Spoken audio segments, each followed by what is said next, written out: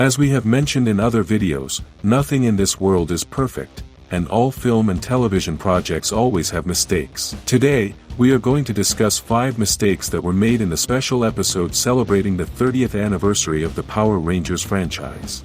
The truth is that I managed to find very few mistakes in this project, but if you spotted any other mistakes, leave them in the comments, and if there are enough mistakes, I'll make a second part of this video.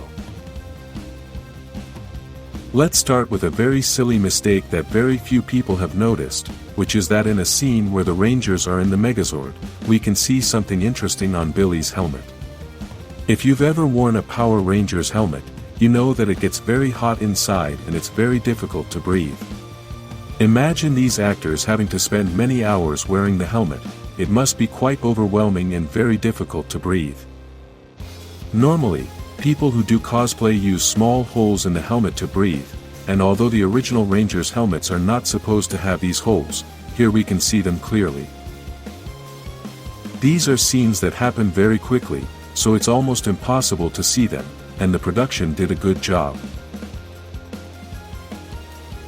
Another mistake that very few people noticed is Snizzard's costume when he falls to the floor after Rocky's kick. Obviously, we all know that monsters are created with special costumes made of fabric and other different materials. Even so, the production team's job is to try to make this unnoticeable and make the viewer feel like they are watching a real monster. In the Power Rangers franchise, this has always been somewhat neglected because, being a family series, they don't worry about giving these details seriousness. In this particular case, the special episode was created with a more adult audience in mind, so these details are more noticeable. A very strange mistake was the Pink Ranger's neck, as it looked very strange in one scene and at that moment it was difficult to understand what was happening. Then, when we look at the scene closely, we can see that her neck looks shorter, and it seems that the costume was different. There is another theory about this, which is that the actress wearing the costume at that moment may have been someone else. In order to shoot a movie, you need to shoot many different scenes, and sometimes the most complicated thing is continuity. This means that the first scene you shoot has the same elements as the next scene. In this case, we have Minotaur, who is being attacked by the Rangers and then falls near the stairs after receiving a heavy blow. Here we can begin to see that in the filming, this scene ended there, and then they began to film the next scene. We can notice this because Minotaur now appears lying in the center of the room, far from the stairs where he had originally fallen.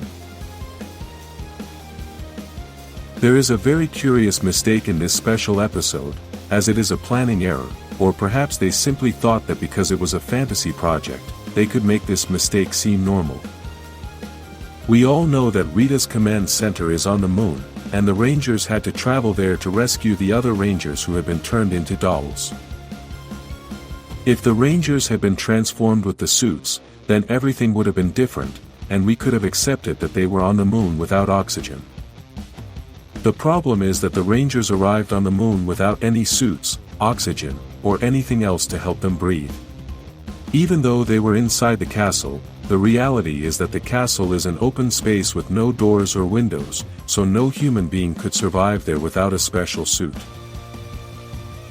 Now write down the mistakes you found in the special episode, like this video, and subscribe for more Power Rangers.